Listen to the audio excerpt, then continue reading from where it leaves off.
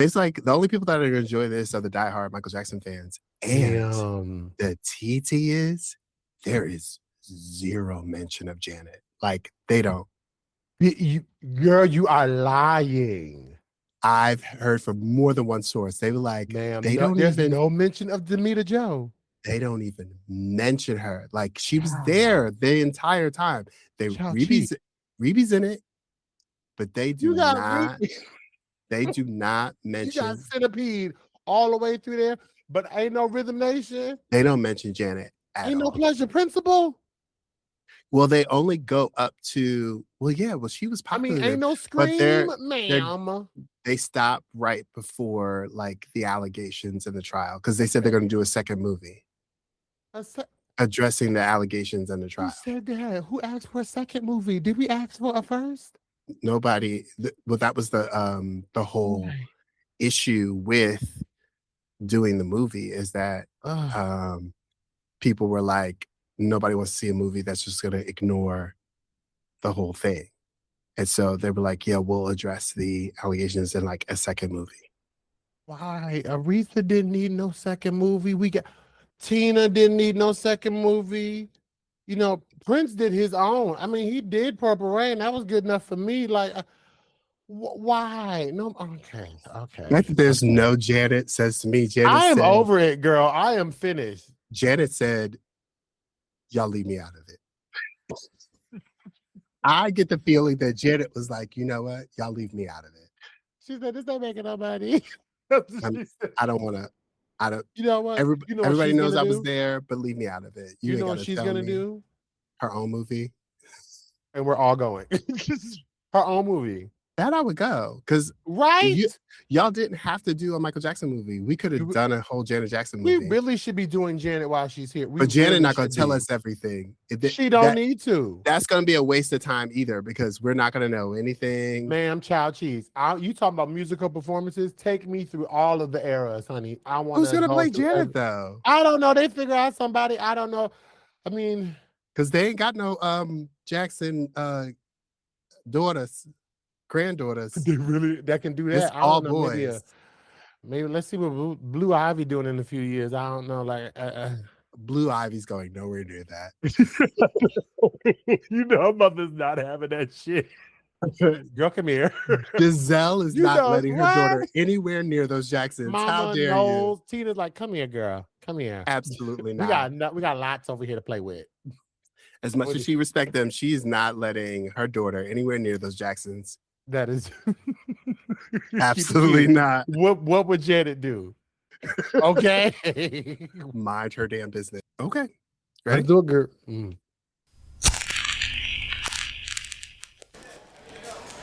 This is Brunch, Blaze, and Babble, where we eat, elevate, and talk about media trends from the past, the present, and the future from a Black perspective. I'm your host, Roger Turner. And I'm your host, Alexis Bertrand. So sit back, spark up, and let's get into it. Hey, Alexis. Hey, Roger, baby. How you doing? I'm hungry. I'm doing all right, but I'm hungry. I know you starving, girl. Waiting for that biscuit. Okay, I don't want to ask you what it would have been. But no, don't even look. How was your brunch? Ooh, we'll get to mine. We'll get to my stuff. How was your brunch? My brunch was lovely. Instead of having salmon croquettes, I had wild mushroom croquettes, and they were amazing. And that sounds delicious. Wild mushroom croquette sounds delicious. I was eating at the Ink 48. With some friends, and so like it was just kind of that vibe, and I was like, "Ooh, I'm gonna try this," and it was so lovely, loved it. Now, boo, go ahead, ask me. Go ahead, how was your brunch? My brunch was air. I had a good swallow of like H2O. No, that's water. A good old O2, some oxygen, oxygen. I made the mistake of ordering. Listen, I tried to be different. I said, you know what? I can't have slutty vegan every time we record. Let me go somewhere else. Let me order somewhere else. Let me give somebody else a try. Look at you. Well, hour and a half later, I still have no food. That is just somebody need their ass whipped. Okay. You need not lose your job because I When I still want tell you to work, you, but you need your ass whipped. when I tell you everybody here at Brick Arts Media is like, where is your food? Because I've been down to the lobby like 20 times. You done got all your steps in just trying to get a meal. That don't make no Okay. daggone sense. All I am right. so sorry, my friend. On a scale of 1 to 10, how high are you? Well, I think I'm good, but you angry high. So I think I want to qualify that. Like I'm at a happy but concerned, but happy 7.9. Well, being that I took my edible thinking I was going to have food, Oh my God, Jesus. Are you okay? and I have an edible on an empty stomach, Oh I'm Lord. straight 9.5. Straight 9.5. Straight 9.5. Just no food. You just flying. Mm-hmm. I'm so sorry. But he better not come in here with my water with my food right now. Brunches, if you can see Roger's face when I say fit, Oh, I'm those of you from the country right understand he is fit. Ugh. You want to tell the people what we're talking about today? Let me tell the people what we're talking about today. So listen, y'all, I tried to convince Roger. We do this all the time where we recommend things that we watch to each other. And I love it. It's one of the beautiful parts of this friendship. And there are times where we offer things to each other that we want to watch that it just does not hit. So in one of these moments, I suggested to Roger, hey, you should check out House of Villains. And Roger being the wonderful soul that he is, he was like, okay, okay, girl, I got you. I'm gonna try it. So it didn't really work for Roger. I think that show was awful. That gave me the ick. I got to the 3rd episode and I was like, what am I watching? It's like Traitors with like everybody's the traitor. And I was like, so nobody's nice. So so everybody's manipulating. Mm-hmm. For like 24 hours. Like there's no relationships built. No. Y'all are just backstabbing. Like, yes. Y'all just going in here straight up. No, everybody's got a mind game. Everybody's got to play. Everybody got everything. I cannot watch that much subterfuge in one hour of programming. And they have the nerve to be on Peacock, and I gotta watch episodes. I gotta watch commercials. We like, what are we doing? So, needless to say, Roger wasn't a fan. Okay, and that's fine, right? But your boy finished it because I am here for the foolishness. And so, what I found interesting is that one of the villains who I don't know if it's historic, but it's given historic. There's been one cast member that has been on every season of this show, and that's just wild to me. Which is but go ahead. And that's Tiffany New York Pollard, and she has not won. There is a prize if you don't know the show House of Villains. It is literally what Roger described as like everybody's a traitor. It is traitors, right? And it's just a mess. And there's a cash prize that is attached to it. Tiffany has been on this show 3 times. And I know, spoiler, sorry, she does not win. What I noticed is, particularly as the seasons go along, I don't know I think people played the games the way they played the game. And I think they knew Tiffany is just good for television.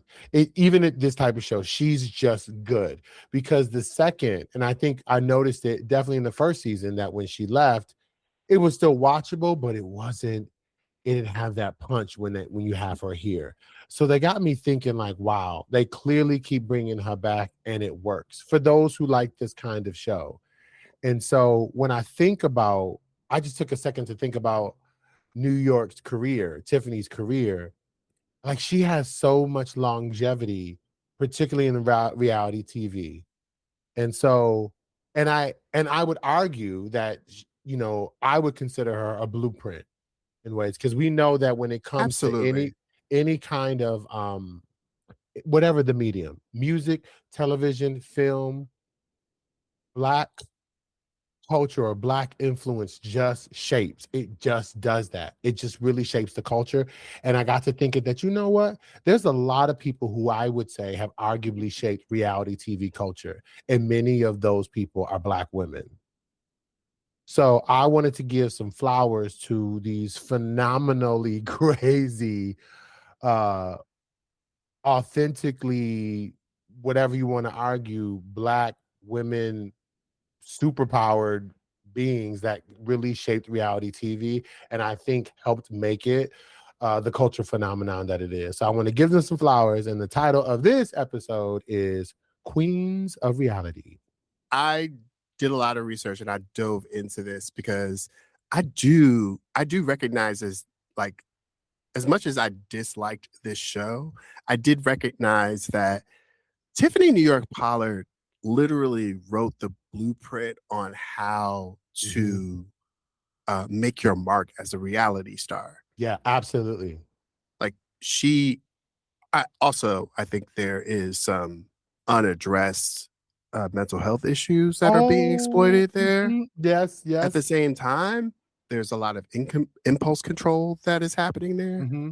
But also at the same time, I believe she is very smart and very calculating in how to stay relevant into the storyline. That's the thing. Like, yeah, like you mentioned, I think to a large degree, this is exploitative, right? Reality Mhm. TV in this way, as we know it, I think, period, from its creation, inception, whatever you want to call it, I believe it is exploitative. And Well, into this point with Tiffany, I feel like she's one of those people who knows how to navigate that space and still maintain her impact, knowing full and well she's being exploited. Like, I think she's very aware of it, and she's turned it into a way to market herself. well, that's a great segue into how I want to start this conversation. I think it's time for us to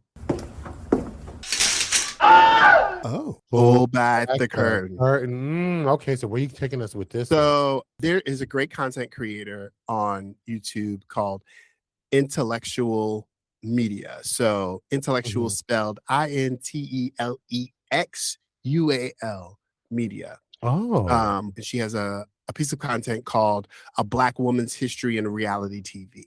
She does a really great job of like breaking down and like there's several books, and I think we talked about this in our last show about reality and how reality shows have reality television or reality content started all the way back into radio. And mhm. one of the first reality shows, Queen for a Day, were women that were calling in and talking about these very embarrassing and terrible moments. This person would be selected to be given a makeover and given all Mm, these things and like queen and be crowned like queen for a day. But at the same time, what you were doing was teaching post-war era women how to be proper shoppers. So okay, basically, right. Queen for a Day, basically, they were finding women that needed a product and Mm, then they would sell that product and that mm, product would be the focus of. So basically, reality TV from the beginning has been exploiting people's yeah. issues in order to Mhm. sell you a Great product. point. Ooh, great point. Yes. And Yeah. so that has been the case from the very, very beginning. We get into a bunch of different like reality show eras. We talked about the first reality show family called An American Family. It was the Mhm, Loud family mhm. where they followed them. Fast Right. forward, we get into the modern era of reality TV and we get the real world. Yes. But even before the real world, we had a couple of other reality shows. What became really popular were reality competition shows right Mhm. before the real world. And because the All American Family sparked like the dating game and a couple of other like reality shows. That's right, right. But one very popular judge show became the first like big uh reality like court show, and Was that that show was Divorce Court, judged by Judge Maybelline, which is our That's right. 'Cause then that one time she overtook, because I knew, like, growing up, the People's Court was big, right? But then I felt like Didn't Divorce Court overtake Divorce like Court in ratings? Divorce Court was the #1 reality show of its time. I mean, Judge Maybelline. Everybody loves Judge Maybelline. I was looking to see what color the blouse was gonna be the next episode because she always gave you a nice little solid color on that. And I love when she get angry, she get a little country. I loved her. And then we move into Give her her 2000. flowers. 2000 is when The Real World comes out, Mhm. and we get into the early era of television, of reality television, and then Viacom or MTV sparks a number of different shows. You get The Real World, you get Road Rules, you get The Real World Road Rules Challenge, and then Eventually, I think CBS tapped in with Big Brother. Yeah, Or was it Survivor? I think one of them was first. Survivor had started first. That's right. And so we have this explosion of all of these shows to the point to the modern, like then we get into the 2000s when we get like Flavor of Love. 2000. That's where many of us met Tiffany. Right. And that was 2006. Yes. So that's crazy, right? So yes, I'm still talking about her in 2026. What does that tell you, right? Right. In 2008, we get The Real Housewives of Atlanta. Okay, so can we park here for a second? Oh, well, we're still pulling back the curtain, so no, go ahead. So we get Real Housewives of Atlanta, and then which really explodes the housewives market. There's already there's a couple of other housewife markets that are there. They're moderately popular, but really explodes the housewife market is The Real Housewives of Atlanta, which is the first mostly Black woman cast of housewives. So and we'll go back to why I have it brings us all the way into today where 35% of programming is reality television. 58% of viewers are watching reality television. Insane. And 85% of those viewers are women. And y'all got me. I'm with you, ladies. I'm right there with you, baby, watching all of it. So it's extremely popular and I would say really saturated. Networks, it's a lot cheaper to do reality television than actual scripted television. So, networks are making a killing off of exploiting people because they're not paying them the way they would pay scripted actors. No, I don't have to. Well, I mean, they will have to soon if this reality show union goes through, which I think it should. Several cast members have made a case for the abuses that have happened. But I think we can get into all of our icons and our women that us Black women that really set the tone for reality shows. Yeah, I think I have some interesting. That was excellent. I have some interesting picks. I think you'll go with, and I think you know what. Since we were, I felt like we stopped at Housewives, and I feel like since it's kind of fresh on our minds, I wouldn't mind starting there. Let's take it back. Let's actually give New York her flowers. Let's so Tiffany, going back to 2005. 2005, Tiffany Pollard is 23 years old. This fool comes on this Flavor of Love show and gets discovered on Hollywood Boulevard.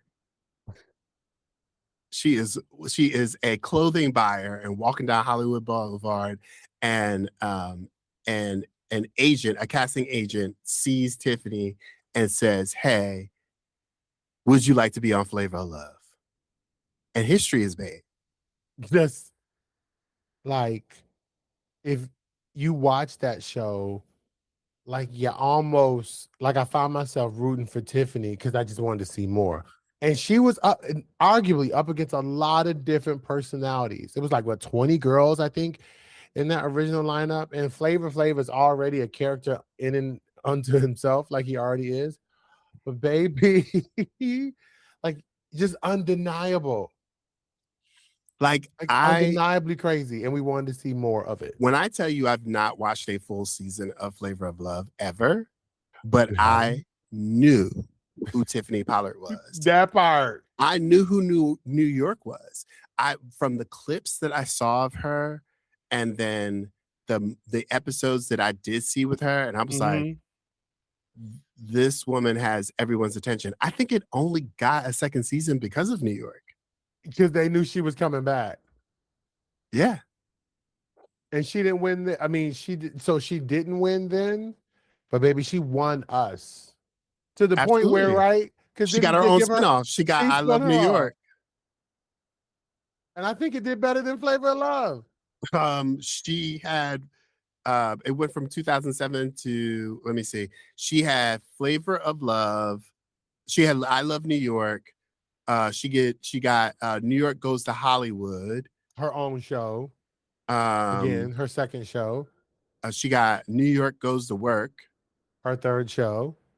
Um, yeah, and then she did appearances and a bunch of other I think things. she did like Celebrity, not Apprentice or Big Brother. It was one of those that she did.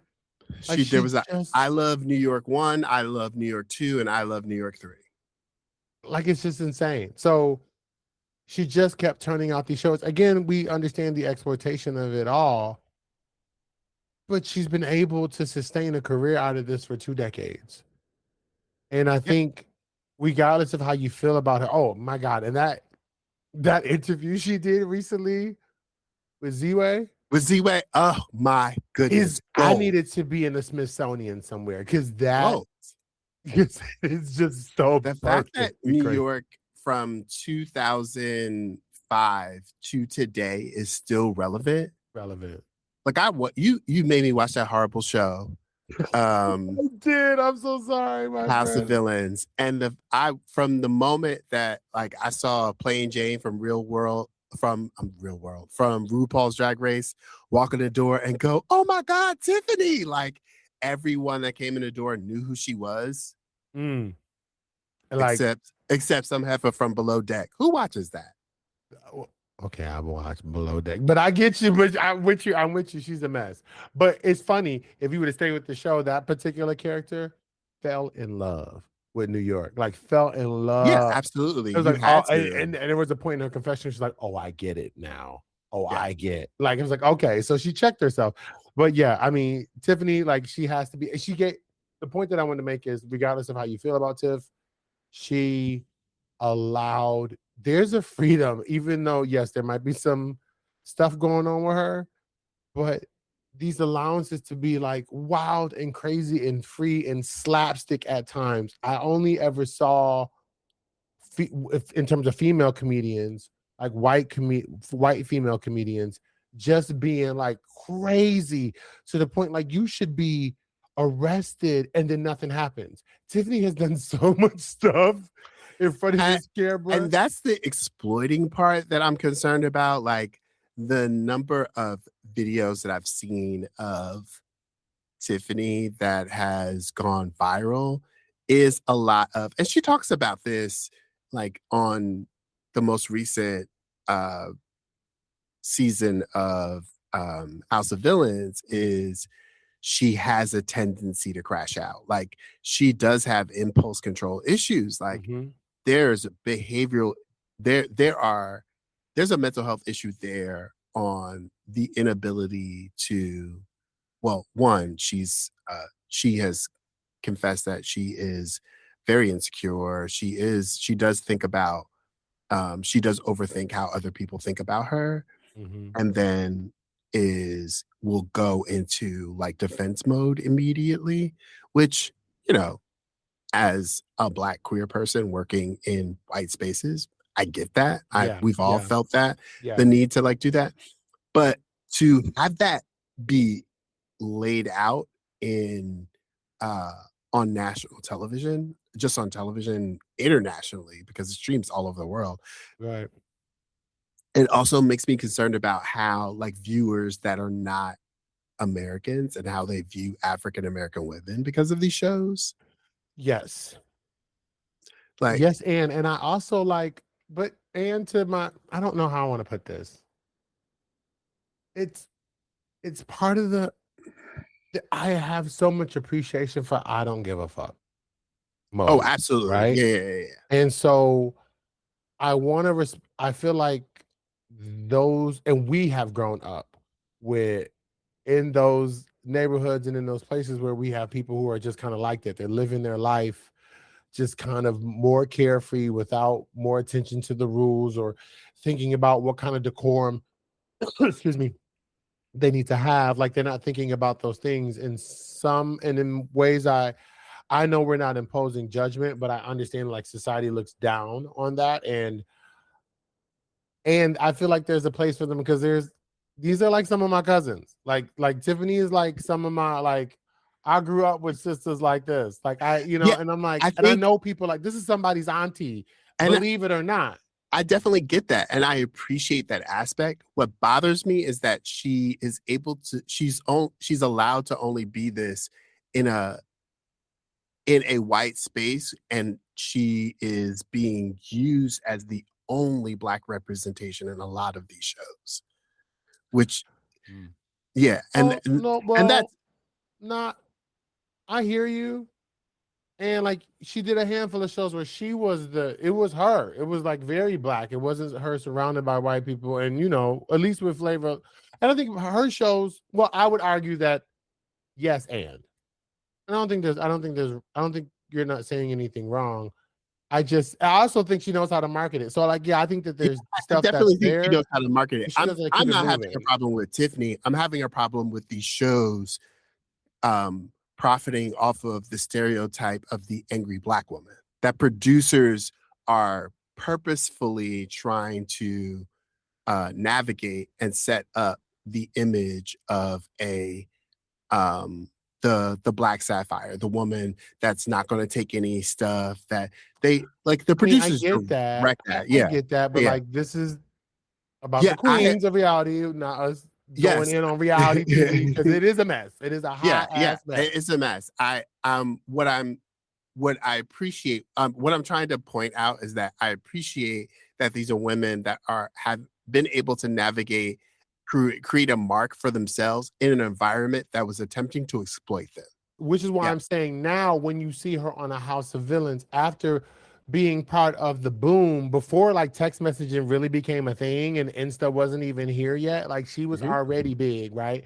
And so now for her to sign on to something, she's like, I almost think she knows the game better than the game and Yeah, and stuff, I was right? like, at the point, I feel like it's just more profitable for her not to win.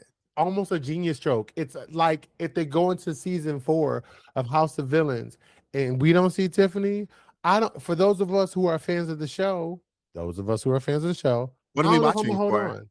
Okay, Like, bye. what are Okay, people watching the show for if I was Tiffany's watching not for. on there? That's what I'm saying. That's where we're Because at. who else are we looking for? Because I didn't know none of the people. I knew Tom because he was in Oh, from Traders.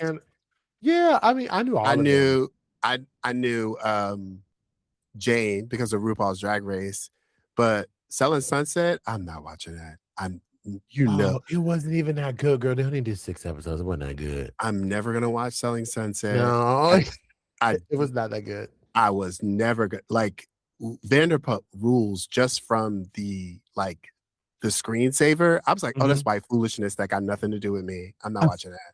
It's Ah, never gonna happen. I'm here for it. So I was watching all of them. So Well, okay. you know how I feel about white women living their best life. That's my But they least don't. favorite. That's why I love the exploitation part about reality TV because y'all really not. Y'all are a shitty ass mess. All of you. Mess. With diamonds. Um, who's your next Okay, so you queen? know Who you what? want to talk Real about? quick though, I want to throw out this queen to the point that you really like the one you elaborated on around the exploitation of it all. And I think we only had one season of the show because I think there was enough people around her that were like, we shouldn't do this. This isn't good for you. But the impact had been made around, I think, celebrities coming into the world. Like, so people who were famous for something other, maybe they did some movies or did some music, and then they decided to come into the foray. I believe that this famous person made like really opened that door, and I'm going to say she actually was the co-star of the show because the star was Bobby Brown. So being Bobby Brown, I believe we all watched that season to see just how Whitney was acting. And if you remember this show, it followed Bobby Brown and his wife through their life of music and stardom.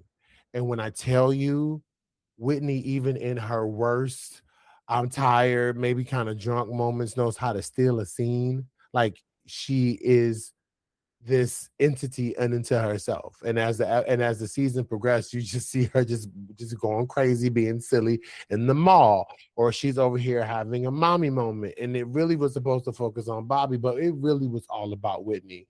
And I think that at the end of it, because it was just this.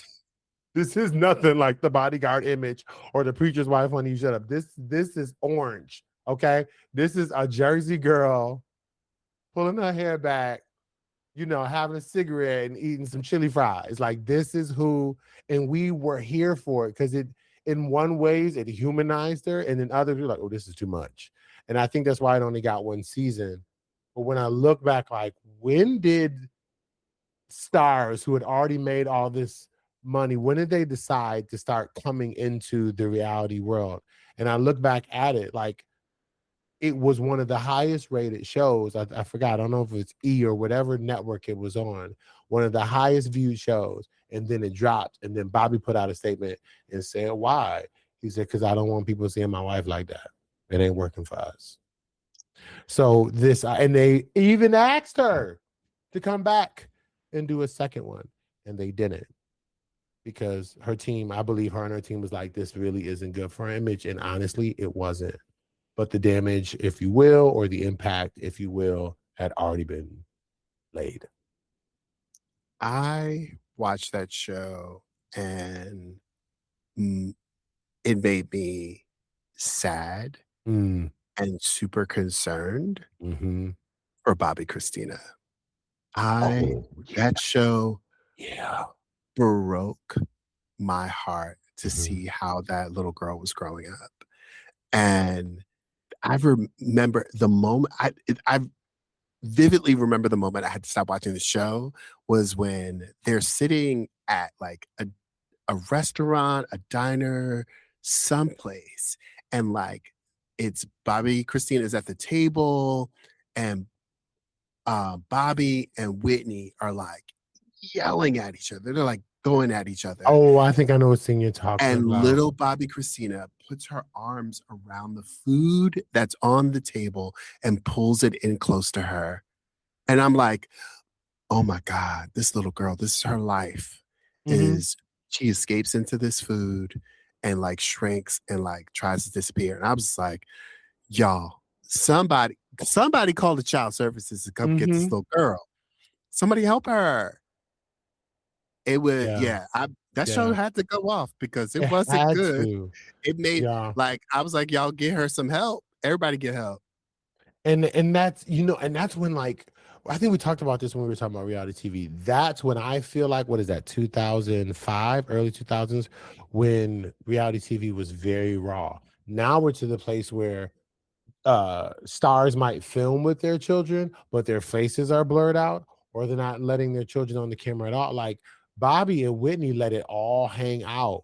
We were looking at images of their daughter. Whitney were a little, I mean, that this paradigm, this format of reality was still new, and so they weren't as savvy to no one was the risk or the danger that it brought. And I think what's happening now is that people are now understanding, especially people that were celebrities before they go into the era, is that you are inviting cameras into your home, which is increasing the danger of people out there having false attachment to them, increasing their issues with stalkers. Like it becomes a thing. Because now the people know what the inside of your house look like. Right. All of that was in there. They know where your bedroom is. We was in their backyard. People could lay out. Oh, I know that's your powder room and that's your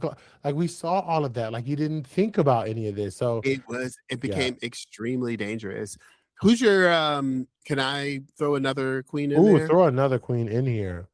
Well, I mean, we got to go back to the housewives. Like, um, Come on. I mean, we have to talk about the woman that taught you all how to be a housewife and navigate it, and that's Miss Nene Leakes. Lanithia, listen. Listen, Nene, till this day, I pull a fake bang across my forehead when I need to get somebody together. I take my little hands and pull my little What? fake bang across my forehead and then What? say what I got to say. What? So We are the still house talking about some I said what I that said. I said, like, when I tell you, being a fan of the show, and I have the luxury of, like, I watched, because I know you like white women living their best lives. I watched, what was it? I think it was Orange County. That was the first one. I'm watching Orange County, and I'm watching all of this opulence. And by the time the season progressed, it started to fall apart. I was like, oh, I'm here for this. This is dreadful. Again, hot mess and diamonds. And then I think it was New York they go to. They go to New York. And I'm like, and again, I'm hoping that I'm going to see some black girls there, and I don't. I'm like, this is New York City. At least I don't care. I understand Orange County, but New York, I was kind of let down. So I know all of us who are fans of these shows, where I know we got black richness. I know we were literally calling it out, calling for it. And what we got was something we were not prepared for.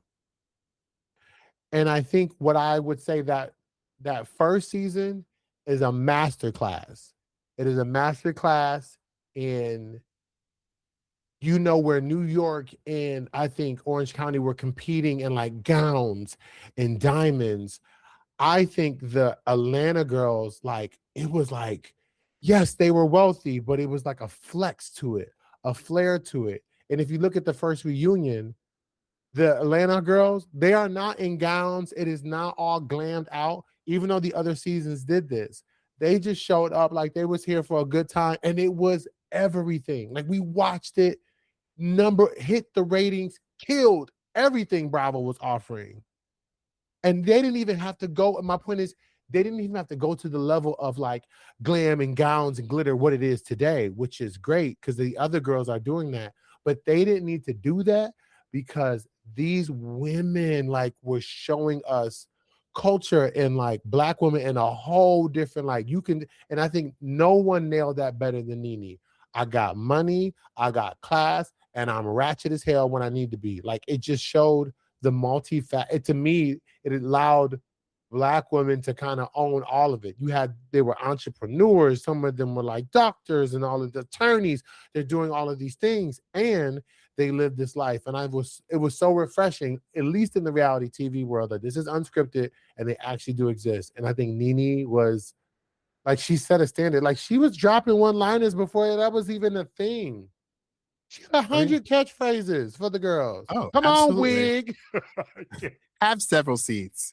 Like, I'm so Okay. nasty and so rude. Like, she was so damn. And what's insane is that even when the whole thing fell apart, her story still made headlines. Like, she was still making headlines, like her and Bravo are splitting. Like, that was still a goddamn headline. Her and And her like, own troubles with it. Like, that's how right. big she And is.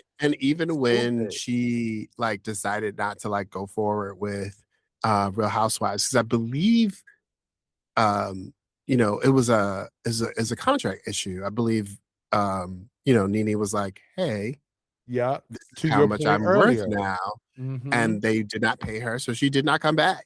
Nope. And it did not stop her because, I mean, first of all, she did a great job while she was on Real Housewives of navigating a career outside of Housewives. I Yeah. mean, the fact that she was on, like, it didn't do more than one season. I think it got canceled after one season. Mm-hmm. But Ryan Murphy's The New Normal was a great series. It Like, really was. and Nene I was liked it. and Nene was very good in it. Like, Yeah, it she worked was with her. funny.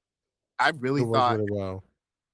I had no I didn't understand why the show got canceled. But she I thought she had a real career in Mhm. situation comedy. But I mean, she moved to Celebrity Apprentice. She did the Price Broadway, I think she did a stint Yeah, on she was Broadway. Broadway. I mean, she's still working.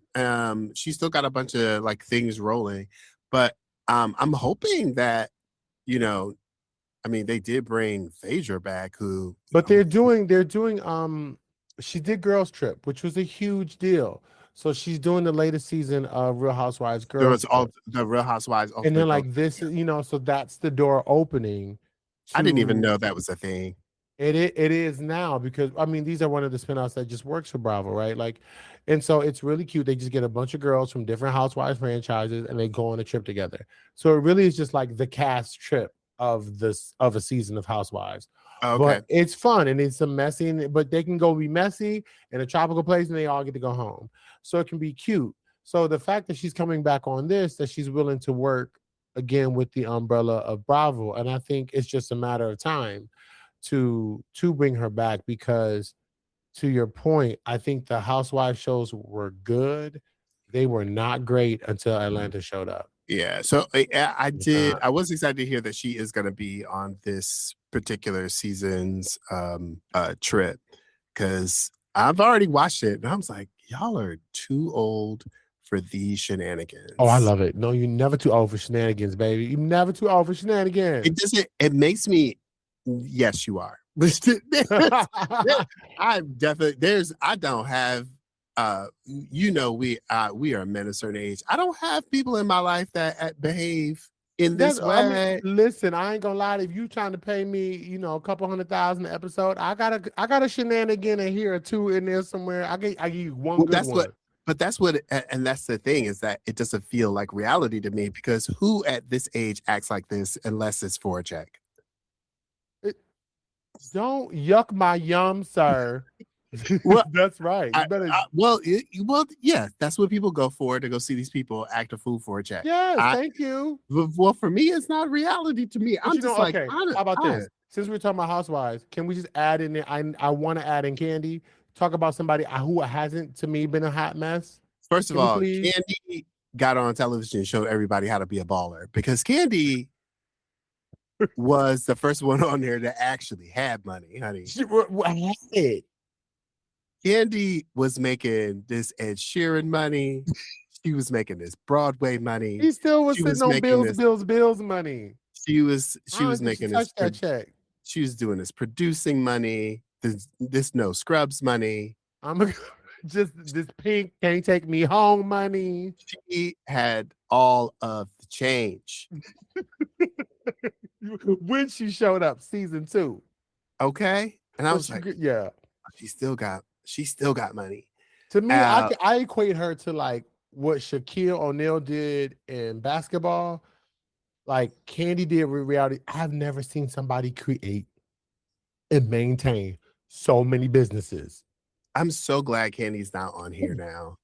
I'm like, what? Especially with everything that's going on. Like, her and Ty got this going through this divorce. And she wrote that man a check. Okay. He said, okay, this is what you want. Here you go. And she ain't stopped. She's like, I'm going back to Broadway. I'm producing another show. Because guess who still got her house? No. She's buying another one. She still got her own house. A couple of them. Like, she ain't pressed. She still got her house. She still got her money. She paid him a little check. No one has more spinoffs from Bravo than her. I believe they have joint custody. Yup, they're good. They split the cars. Her daughter's turning into a reality star. Kandi she got restaurants. She fine. Like, so when I say, so to somebody who has taken the game, like, this is how you want to exploit it. And she did it for what? 13, 14 seasons? Like, insane run. I would say her popularity on Real Housewives, like, made her even more. She knew, because I remember when they did the reality show of like them and SWV and Escape going on tour together. And remember when they were having the issue around like the split or the like, who has the top song? Who has the top billing type thing? Yeah, right. And they were like, And they were like, we were a longer group. We've been around longer, blah, blah, blah. And I was like, and Candy wasn't trying to be shady and she wasn't arguing any of that. But what she was saying was, we have a larger following because both me and Tiny are on hit reality shows. Hit reality shows. Hit. I'm on Like, MTV. She's on Bravo. We've been singing. Like, I hear y'all. Andy knew her words. She was like, I know y'all did reality, but I'm on Real Housewives of Atlanta. Like, Getting like so. This, you know, but we loved it though because Coco was like, "But we have the bigger song." Like, I mean, like and Coco was like, I don't care what you said, but like I don't care about this camera. I don't care about this camera. I was like, but she kind of right. Like, kind of right though. She gonna bring people that she gonna bring these folks that watch the show that ain't never heard of y'all She's music. like, and it's gonna bring y'all more. So, because I literally can turn around and get on this nationally syndicated television show and promote this whole concert. Right, I promise you, I'm bringing everybody. So you're absolutely right. But that is like boss baller moves through childbirth, marriage. Like she had the most. She had a whole spinoff just for her wedding. Like I ain't even mad at her. Wedding, that daggone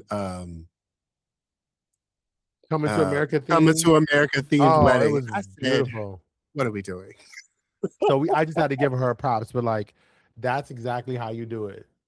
She was already a millionaire now. Okay, so who I got is no, you said Candy. I said Candy. We had to throw her in there, but like if you got another one, I got another one too. I got one waiting because I don't think you think I'm gonna pick her, but I want to pick her too. Go ahead, go. What you got?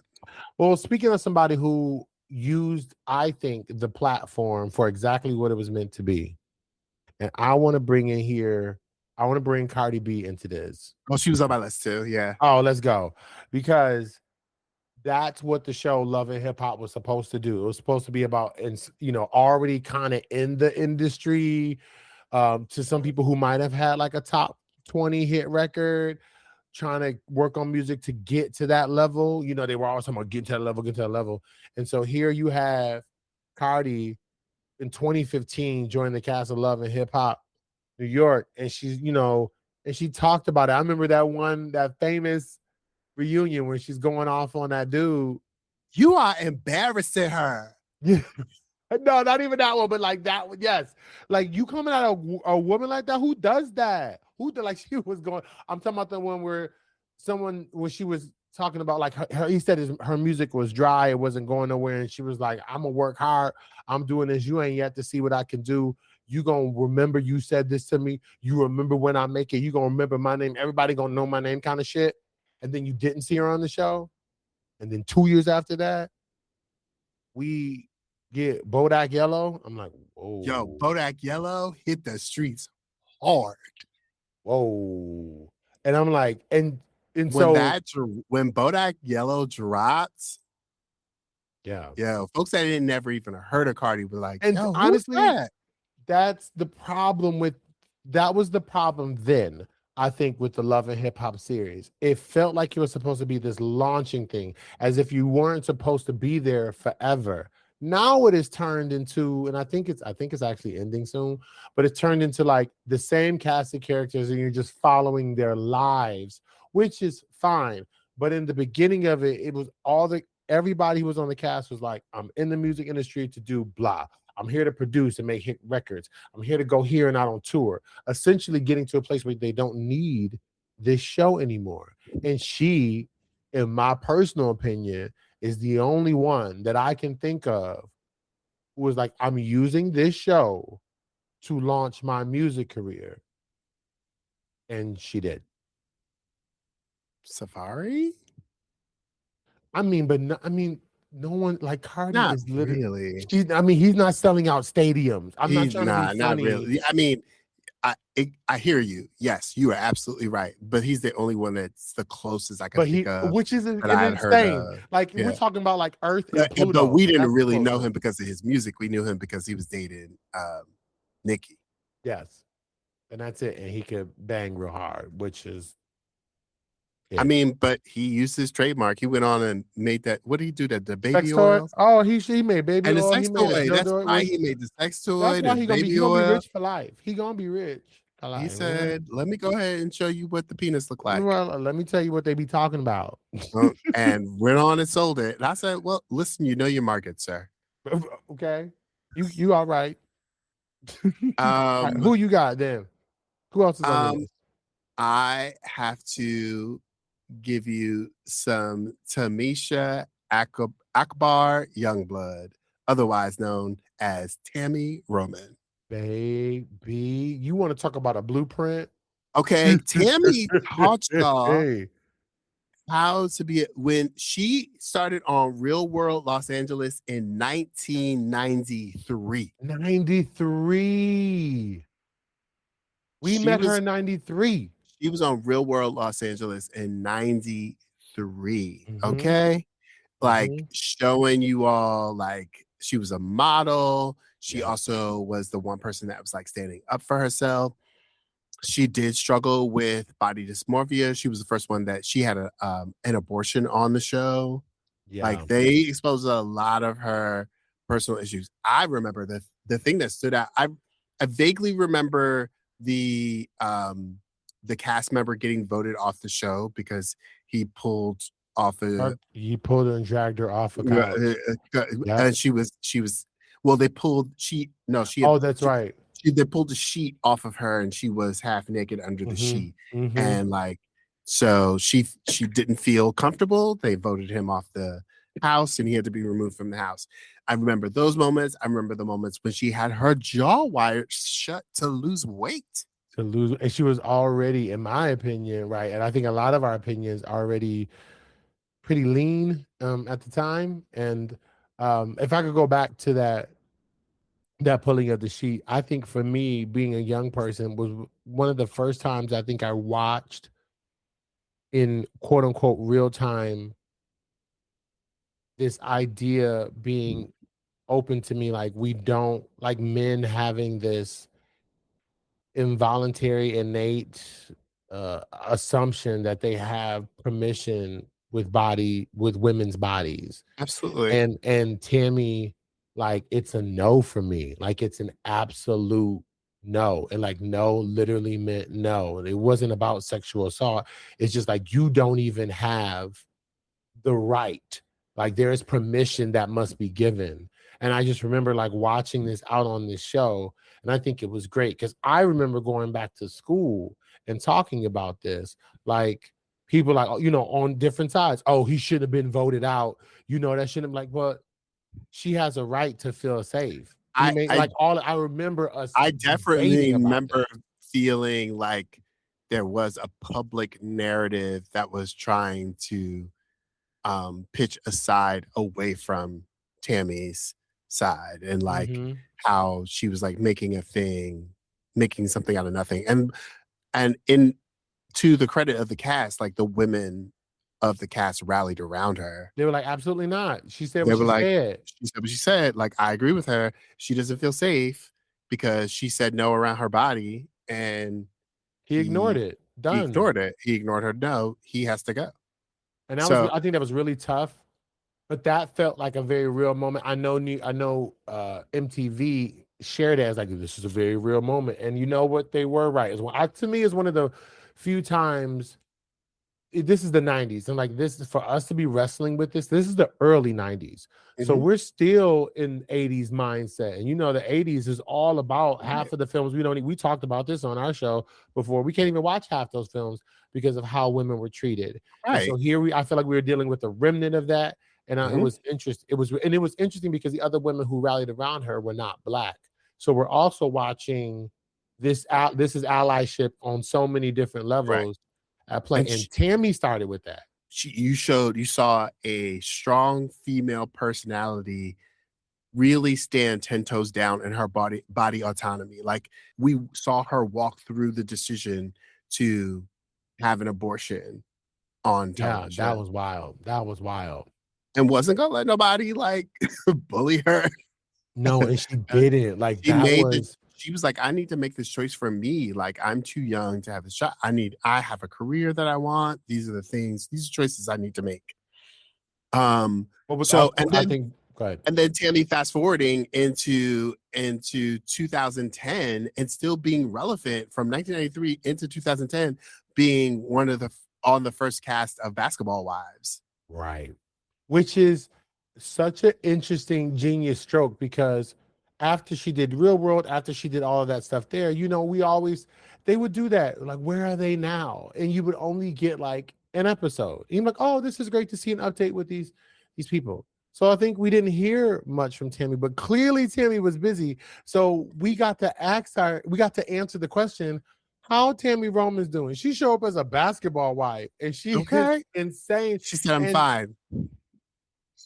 And then she goes into, and then the mass hijinks, what Nene was for Atlanta Housewives, Tammy, like that she became the reason, in my opinion, while we watched Basketball Wives. She helped VH1 get their following. It was their big show because MTV had been living in their glory with their reality TV stuff. And Flavor of Love and I Love New York only took them so far. They needed something else. And so to lean on this, to get this picked up, and Tammy did her thing, which ended up setting her up for life because now she's hosting Cheaters. Yes. She hosts Cheaters. But I mean, she had using a highlight from Basketball Wives. Like they use a clip in the intro to Cheaters from Basketball Wives. So it's like this lady, like she marketed our whole hosting this crazy show based off something she actually filmed a decade and a half ago. Like, she's brilliant. I mean, isn't she still on the Miss Pat show? Oh shit, that's right. That's right. Yeah, she is on the Pat. Like she's great. She has a full acting career. Like, yeah, she did parlay this into a really full, and she's no slouch. She's a great comedic actress. Yeah, she's really good. Yeah, she's doing her thing. Who do you have next? I want to looking. You know what? I want to put in the Braxtons. Okay. And I say that because we talked about some celebrities who've like used it as a launching career. We talked about some celebrities who tried it, like Whitney, and it's just like, this ain't for you. I actually think the Braxtons, because Toni was already huge, right? Toni Braxton is that one. And it was the draw that brought us into her family and that whole dynamic. And I honestly found myself coming into it wanting to know, like, oh, what is it to be a part of a celebrity family and this and the other? And then I'm just getting into these sisters. This to me is what Tyler Perry's Sisters show tries to do. This is like, it's part sisters, it's part girlfriends, it's part living single, it's part, a little bit of Cosby Show-esque in there. And I'm like, I'm falling in love with these people, and they also happen to be famous in their own rights, and they have a famous living legend with them. Like, it's all of these things, and it's very, very Black, and it's very, very woman heavy, which I appreciate because it allows, like, I don't know, without making another cast, that this is an all cast of Black women. And you got to see all of their stories and get all of their stories from their perspectives. I don't know how many shows, at least reality shows, exist that way. I think we do have some now, like the ones that are on I think it's not TV One. Lord Jesus, I just dated myself. But like Carlos King's, his stuff, like the Love in Huntsville, or like the Bell Collective, that stuff, like they have, but not to the degree of Braxton's. I think WeTV does a thing where, like, the way they film the reality, like, damn, this actually really happened. And then you watched how Tamar launched her career from this show. So you have that element in there. And then you see them deal with heavy, heavy, heavy loss. And so I just really appreciate this show because I think it's one of a kind. I think it's very, very unique, because we do have someone of high celebrity status still, right? She's still selling out stadiums. And you have all of these great moments that I think Like even when they were Rocky, they brought in Iyanla, trying to fix that. Like all of this stuff here, like it just Woo, Ilanya, that girl. whole thing there, right?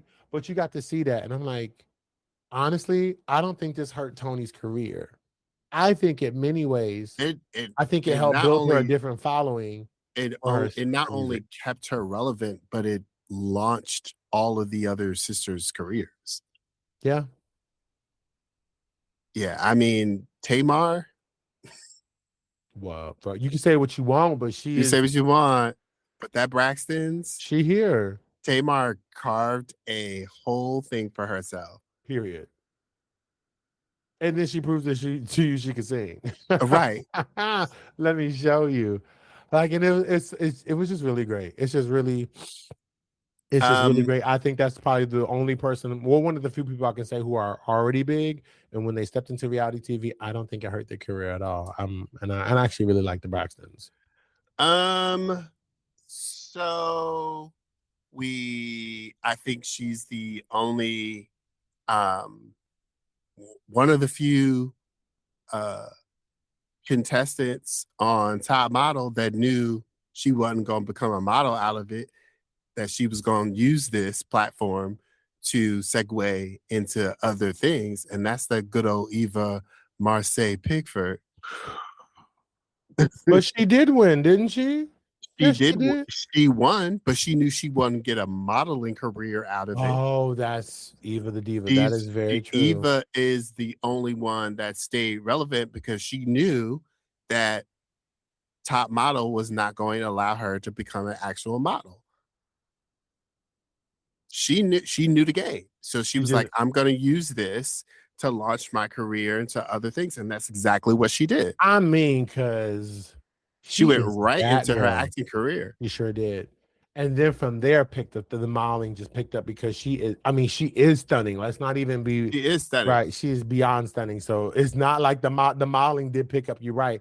She got into the acting and it was like, well, we'll pick you up now because you're real serious about this thing. And well, she did. She doing all the. Well, she got The Young and the Restless. She had The House of Pain. Damn.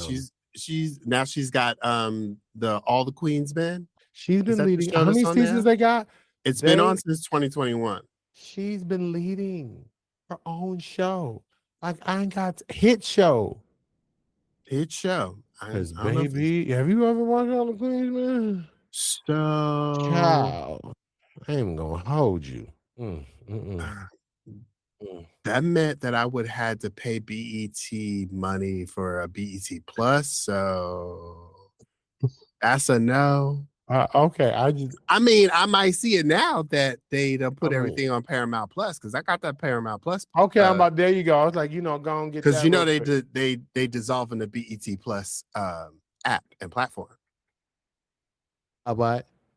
Yeah, with the new Paramount merger that they just once they bought.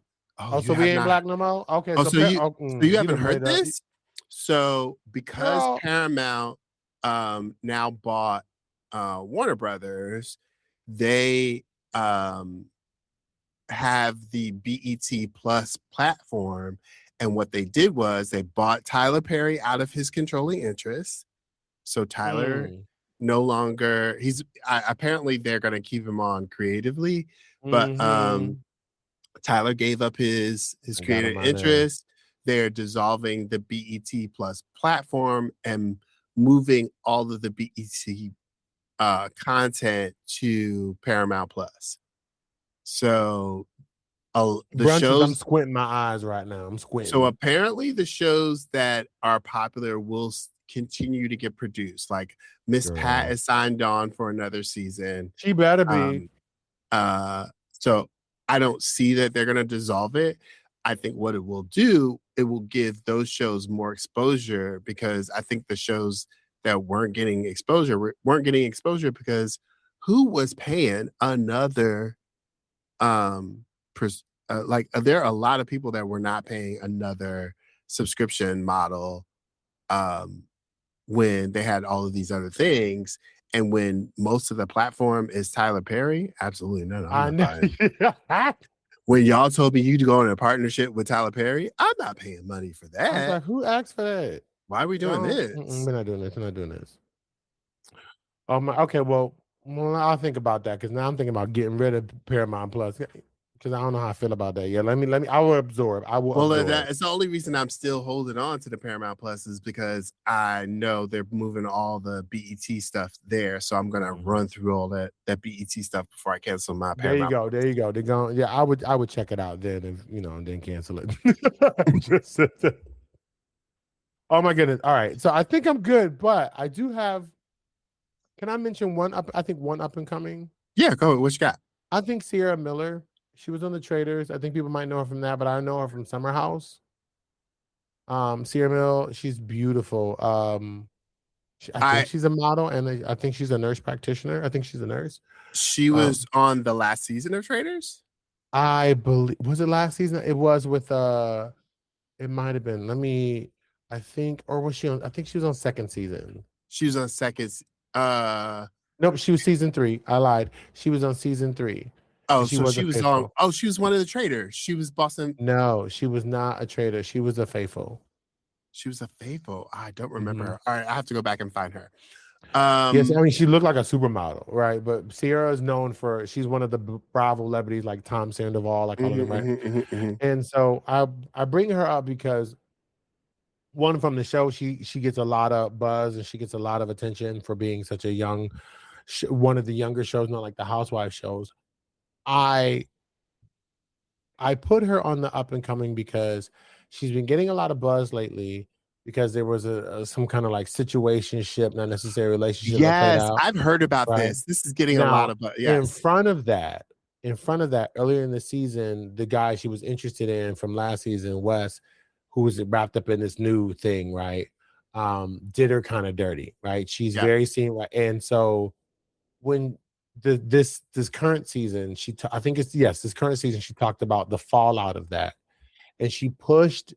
I don't think she pushed, but she just talked about the dynamics of being a black woman dating a white man, on national television. Yes, I've And seen these so clips. Yes, I know and exactly and who Sierra I is. actually love how the conversation actually unfolded.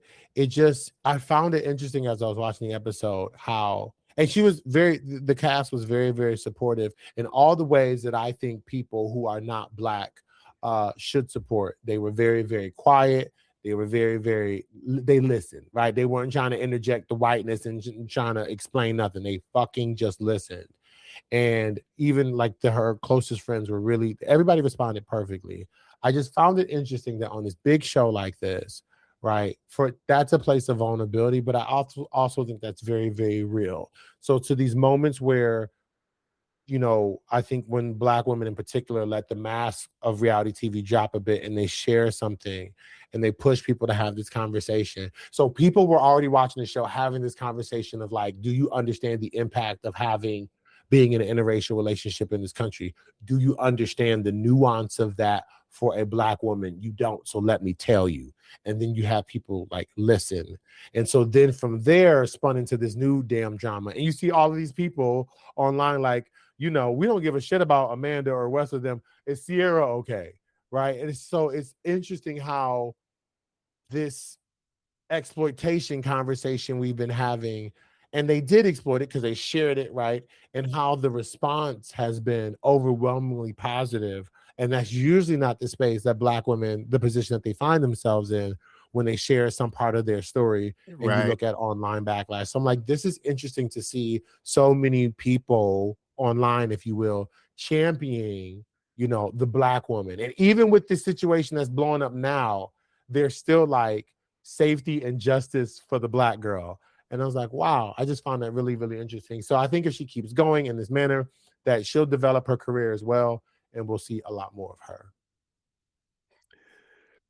Well, I hope so because I've seen a lot of these conversations, the clips of her having these conversations about the relationship. I found that really interesting, and she's just gorgeous and It's stunning. seems really smart. Yeah. And I feel like fans are on her side, especially with the whole West Wilson thing. I've heard Yeah. this That's conversation kind of about this a cool. lot. It's cool to see. Do you have anybody else? No, other than, I mean, I don't want to leave on the ratchet note. I hate this. but you got to give it up. I have to give some props. You talk about exploitation, but what happens when it's your people? So Natalie Nunn. I'm not doing this. I'm not talking about you. Go right ahead. I'm putting the mic down. Here's the problem. Like when you watched Bad Girls Club, I was like, what the hell is this show? Like I didn't understand it. Like I don't know if you Women remember, but in the lining early up days. for an assault case because what are we doing? But wait a minute. But in the beginning of Bad Girls Club, I remember they used to bring in a counselor to like try to help these girls. And then at some point along the way, they said, damn the counselor, right? So, right. So I'm like, this is stupid. Somehow this woman picked up something from 2009 and has carved out this space for ratchetness. Like what is it? What's the one show, the Nick Cannon show, the Wildin' Out? That is the tamed version. Take the MTV off of it and just let the chaos happen. Now, here's the problem. Not the problem. People on these casts of these shows, her baddie shows, have gone to spin out these insane careers. And I'm like, so now I'm like, wait a minute. There's a world. Yeah, there's a world that is full a lot of of women ratchet have launched careers out of Bad Girls Clubs. This is the thing. I didn't know this was a thing. I can't believe it's definitely a thing. There is a world and there's money to be made. So I'm like, look, she is the queen of ratchet. So listen, brunchers, if you know somebody who ain't got no skills, they can't read well, they can still be successful. Oh, please let's not do that. Let's take a night class.